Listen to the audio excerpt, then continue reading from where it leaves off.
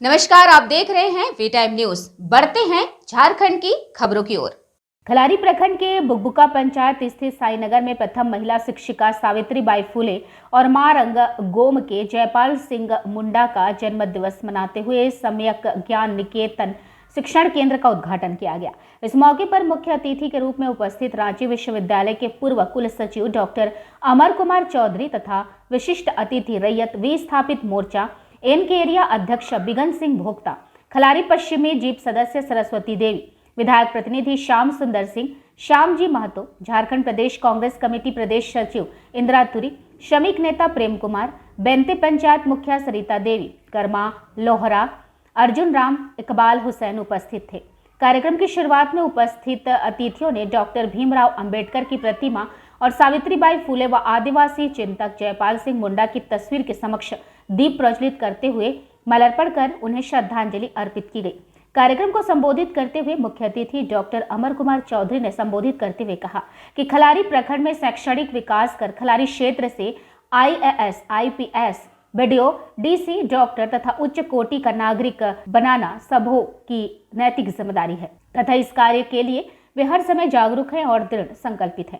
उन्होंने कहा कि सावित्रीबाई फुले व जयपाल सिंह मुंडा के सपनों को साकार करना हर भारतीयों का नैतिक कर्तव्य है। वहीं रैयत विस्थापित मोर्चा एन के एरिया अध्यक्ष बिगन सिंह भोक्ता ने कहा कि उन्हें आशा है कि सम्यक ज्ञान निकेतन शिक्षण केंद्र के द्वारा गुणवत्ता पूर्वक शिक्षा देकर समाज को शिक्षित करने कार्य किया जाएगा। बहुत बड़े बड़े लोगों का स्कूल में हम लोग पढ़े हैं, अपने स्कूल में बच्चा पढ़े तो थोड़ा हिचकिचाए, लेकिन बोले मैं तैयार हूँ सर।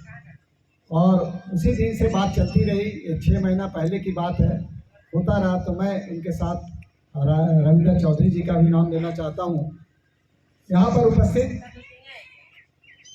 हमारे गार्जियन श्री श्याम सुंदर सिंह जी विधायक प्रतिनिधि हैं, नीरज भोक्ता जी समाज सेवी, मैं अभी जोरदार तरीके से जिनका अभिभाषण आपने सुना, बिगन सिंह भोक्ता जी, इकबाल हुसैन जी, बहुरा मुंडा जी, खलारी प्रमुख श्रीमती सोनी टिग्गा जी। मैं बार बार जब भी यहाँ पे आता हूँ तो एक शख्सियत से जरूर मिलता हूँ, महिला से, और मैं समझता हूँ कि इनको पता भी नहीं था। एक दिन सीधे मैं इनके घर चला गया, ये मुझे पहचानती भी नहीं थी। पहली बार जब यहाँ पे आया था, तुरी का घर में गया था, मुझे रांची से बतलाया गया था कि मुझसे जरूर मिलिएगा। एक समाज सेवी है, श्रीमती सरस्वती देवी जी जिला परिषद हैं, सालिया परवीन जी जिला परिषद, नेहा उराव जी, सरिता देवी जी, पारसनाथ उराव जी, समस्त पंचायत प्रतिनिधिगण, समस्त श्रमिक प्रतिनिधिगण, इनके परिवार, समस्त सामाजिक संगठन के प्रतिनिधिगण कर बड़ी जोरदार तरीके से भोक्ता जी ने बात उठाई है। इकबाल जी ने भी, इंदिरा जी ने भी, जिनके बारे में सुन रहा था, बहुत अच्छी तरीके से इन बातों को उठाया है। झारखंड एक ऐसा प्रदेश जहां 40% मिनरल्स है, एक ऐसा प्रदेश जहां 40% पूरे देश का मिनरल्स पाया जाता है। और यह भी सच है कि यहाँ पे 40% जनता रात को भूखा सोती है। खलारी एक ऐसा जगह जो सोना उगलती है, जहां यहाँ से करोड़ों करोड़ का कोयला हर रोज निकलता है, फिर भी यहाँ का तुरी, यहाँ का मांझी, यहाँ का मुंडा, यहाँ का अंसारी, यहाँ का कलाल, जो भी जाति है यहाँ पर, जो निम्न अपने आप को जो दबे कुचले हैं, जिनका जमीन गया, जिनका सब कुछ गया, वो आज भी यहाँ पर अपने एक स्वस्थ खाना नहीं मिलता। शिक्षा की बात क्या करेंगे, आज वो जिस दुर्गति पे है, इन पर विचार करने की जरूरत है। आज सावित्री जी के बारे सभी लोगों ने पूरा विवरण बताया, मैं बताना नहीं चाहता हूँ। जयपाल सिंह मुंडा अगर नहीं रहते, पहला आदमी था जो झारखंड का डिमांड किया था, पहला आदमी था संसद में जो अंबेडकर जी का जो सपना था, बोला कि अगर तुम लोग आजादी दोगे तो हमारे लिए अलग असेंबली बनाओ, हमारे ST SC के लिए अलग असेंबली बनाओ, नहीं तो इन लोग समाज के अगले लोग हमको वोट देने नहीं देंगे। इस तरह की बात का समर्थन करने वाला जयपाल सिंह मुंडा था, और उसी का परिणाम है कि आज झारखंड आपके सामने है।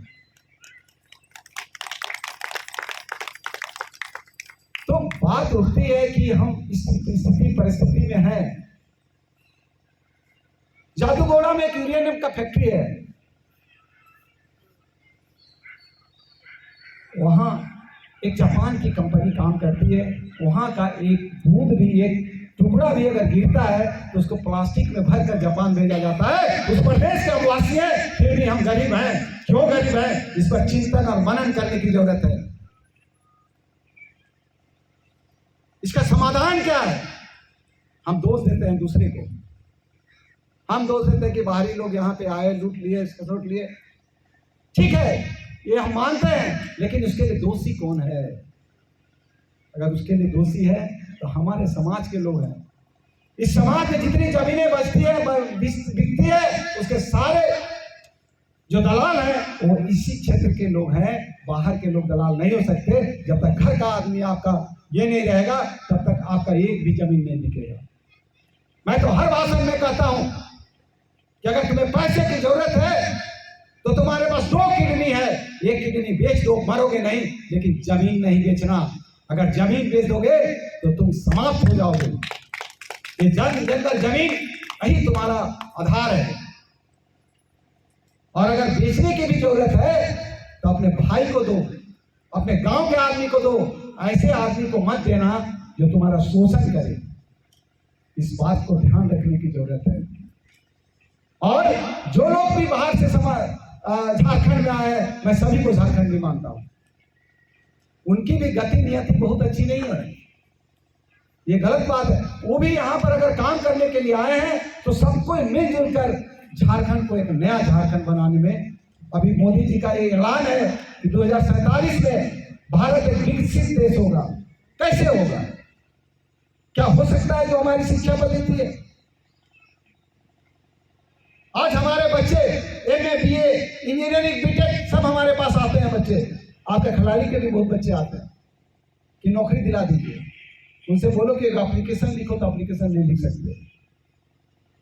जिला परिषद महोदय के यहाँ बहुत आता होगा लड़का लोग, बोलिएगा ना एक नया सब्जेक्ट में बोलिए कि खिलाड़ी में एगो चापा कर रहे सो हमारा यहाँ का जो एरिया मैनेजर उसे एगो एप्लीकेशन लिख दो, तो नहीं लिख सकता।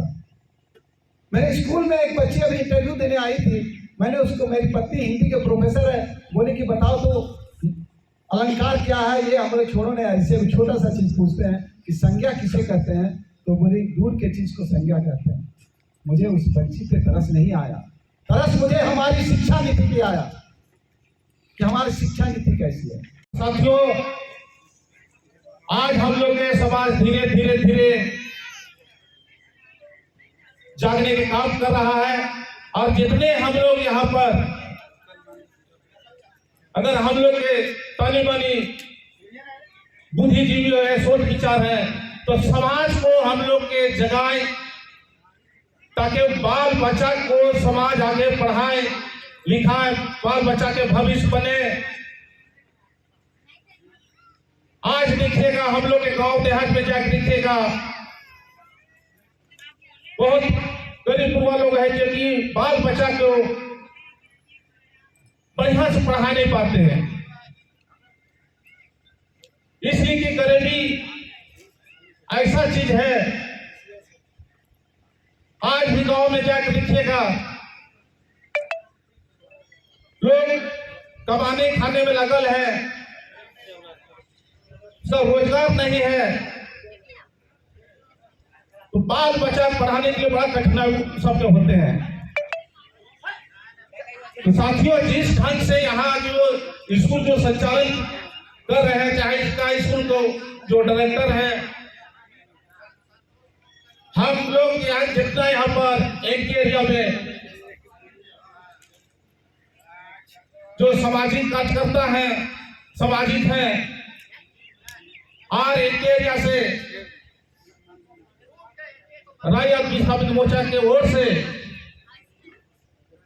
जो यहाँ स्कूल जो चला रहे हैं, जो हम लोग से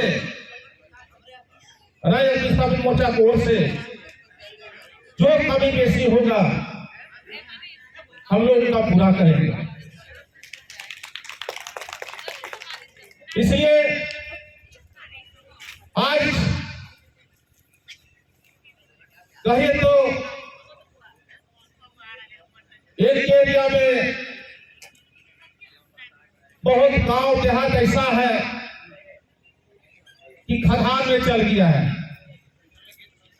बहुत विस्थापित हो गया है, प्रभावित है, बहुत समस्या है। तो हम लोग के वैसा वैसा यहाँ जगह में हम लोग ये ध्यान देना है। और जितने यहाँ पर हम लोग यहाँ उपस्थित हैं, हर समाज के हम लोग यहाँ एकजुटान हुए हैं। तो कहिए हम लोग यहाँ एक जब उपस्थित हम लोग एक समाज है, और समाज है तो हम लोग ये हिस्सा अगर हम लोग एक जगह इकट्ठा होते हैं, एक मंच में आते हैं, एक विचार होता है, तो हम लोग के आगे की ओर भी हम लोग और कुछ भविष्य के विषय चर्चाएं करेंगे, यहाँ विषय चर्चाएं करेंगे। याद रखिएगा, महिला हारती नहीं, उन्हें हराया जाता है। लोग क्या कहेंगे कहकर बचपन से उन्हें डरा करके रखा जाता है। महिला के अंदर जो प्रतिभा होती है उसको निखारने का सही मौका नहीं दिया जाता है। आज माता सावित्रीबाई फुले उस वक्त संघर्ष की थी जब हमारे देश में महिलाओं को घर से निकलने तक का अधिकार नहीं था। उनको मात्र घर में अपने भोग विलास का सामान समझा जाता था। उस समय माता सावित्रीबाई ने संघर्ष करके, और वो जब बचपन में अंग्रेजी की किताब पढ़ने की कोशिश कर रही थी, उस समय उनके पिता उनका किताब हाथ से छीन करके और फाड़ देते हैं, लेकिन फिर भी वो अपने विचार पर अटल रही कि मुझको महिलाओं के प्रति, महिलाओं को शिक्षित करना है, जागरूक करना है। उन्होंने मात्र 17 साल की आयु में, जब अभी के लोग उस समय पढ़ाई पूरी करने की कगार में रहते हैं, उस समय वो 3 विद्यालय खोली और बालिकाओं को पढ़ाना शुरू किया।